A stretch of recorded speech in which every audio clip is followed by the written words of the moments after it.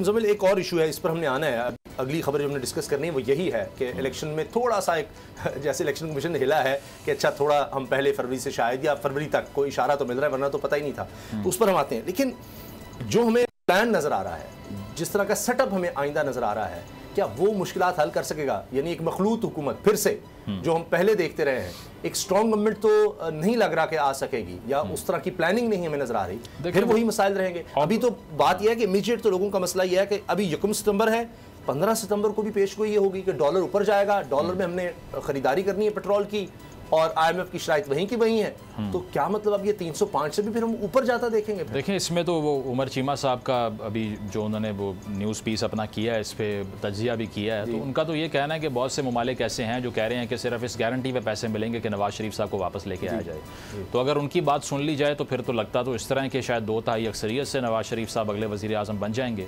अगर वो ये कह रहे हैं कि पाकिस्तान के जो क्लोज एलाइज हैं, जो जिनसे टाइज अच्छे हैं पाकिस्तान के, उसमें वो एजाज साहब लीड रोल की बात करें, उमर चीमा साहब जी, वो लीड रोल की बात करें, यानी वही जो शहबाज शरीफ जहां थे शायद वहां पर नवाज शरीफ साहब नजर आ जाए। मुझे नहीं लगा उनकी बातों से कि 2/3 अक्सरियत है, लेकिन चलिए मैं वैसे ये बता रहा हूँ कि अगर वो ये कह रहे हैं दिलवा दें जी 2/3, बिल्कुल हाँ, तो आपको अगर लगता ये है कि अगर ये शर्त रख दी गई है आलमी कम्युनिटी की जानिब से, जो मुझे नहीं लगता ऐसा है, वो मुझे लगता है एग्जैजरेटेड है जिस तरह से वो बात कर रहे हैं। उसकी वजह कि हमारा जो फॉरेन पॉलिसी फेलियर रहा है पिछले चंद सालों के अंदर, उसको कोई एक शख्स आके एकदम से इस तरह रिज्यूम कर दे और उसको गारंटीज़ भी मिल रही हैं, इतनी स्टेज पे नहीं हो सकता कि सारी इकॉनमी नवाज शरीफ साहब से मशरूत कर दी गई है। तो अगर उसको मान भी लें तो नेशनल गवर्नमेंट का जो आपने सवाल किया है ना, देखें पाकिस्तान के अंदर पार्लियामेंट्री निज़ाम है ना, जो ब्रिटेन के अंदर है, पूरी दुनिया में जो डेमोक्रेसी चलती है, अब उसके अंदर मैंडेट अगर आपके पास क्लियर ना हो तो आप हॉस्टेज बन जाते हैं। क्या किया तहरीक इंसाफ ने कि सिर्फ 7-8 MNAs की मोहताज रही जो मुत्तहिदा के थे, इसीलिए एक बिल पास करवाने के लिए हर मरतबा हेडेक का सामना था, सर दर्द था सिर्फ कि अब इसको मैनेज कर दें, इसको बुला दें।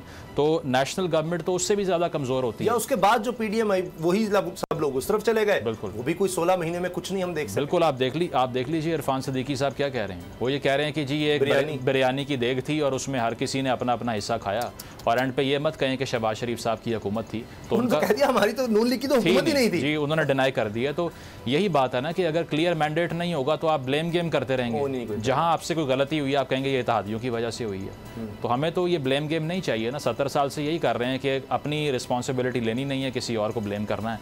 तो क्लियर मेजॉरिटी की जो गवर्नमेंट होती है वो फैसले करने में आज़ाद होती है और वो उस पोजीशन में होती है कि वो रिफॉर्म कर सके। तो नेशनल गवर्नमेंट का आइडिया जो मुझे लगता है हिस्ट्री यही बताती है कि वो कभी कामयाब नहीं होने वाला। अब इलेक्शंस की अगर बात करें तो पहली दफ़ा हमें इलेक्शन कमीशन की तरफ से कुछ इस तरह की चीज़ें नज़र आ रही हैं जी, मीटिंग्स हो रही हैं। अब हल्का बंदियों को उन्होंने कहा है कि हम अब 30 नवंबर तक ये काम मुकम्मल कर लेंगे और उसके बाद जल्द अज जल्द हम फिर इलेक्शन की अनाउंसमेंट की तरफ आ जाएंगे। तो अगर 30 नवंबर की बात है तो शायद फिर उसके बाद दिसंबर नहीं, जनवरी फरवरी तक एक्सपेक्ट किए जा सकते हैं। देखें, इसमें जो टोटल रियायत हुई है ना वो 2 हफ्ते की हुई है, तो मुझे नहीं लगता ये कोई बहुत बड़ा जॉइंट लीप है। उसकी वजह ये कि पहले 14 दिसंबर की तारीख दी थी इन्होंने कि 14 दिसंबर तक हम जो है वो हल्का बंदियाँ वो हो जाएंगी। अब अगर 2 हफ्ते आप पहले ले आए हैं उससे कोई बड़ा फ़र्क तो नज़र नहीं आ रहा।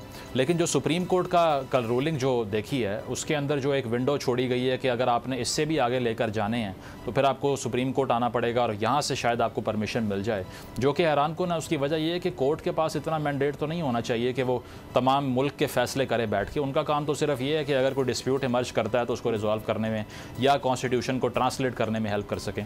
तो अगर ये सूरत हाल बनती है तो इस पर फ़ाद हुसैन साहब कह चुके हैं कि अगर इलेक्शन डिले होगा तो वो सिर्फ और सिर्फ सुप्रीम कोर्ट से होगा आने वाले दौर में। तो जो लगता भी है कि अगर कोई डिलेइंग टैक्टिक का प्लान है तो वो सिर्फ वहीं से होगा और इसकी कोई गुंजाइश बचती नहीं है। फरवरी से आगे आप कैसे लेके जाएंगे? ना इलेक्टोरल कॉलेज है, ना कोई और चीज़ है आपके पास। तो वो एक वाहिद रास्ता जो नज़र आता है अब भी, जो उन लोगों को जैसे PDM के बहुत से लोग हैं, नून लीग के लोग हैं, जिनके लिए सूटेबल है शायद कि ये और डिले हो जाए, हमें और वक्त। वाहिद जमात रह गई है जो अब भी यानी कह रही है फरवरी में, बाकी सब 90 दिन पीपल्स पार्टी तो क्लियर है इस पे। पीपल्स पार्टी तो क्लियर है। उसकी वजह यह कि पीपल्स पार्टी का जो हनीमून पीरियड था वो ख़त्म हो गया।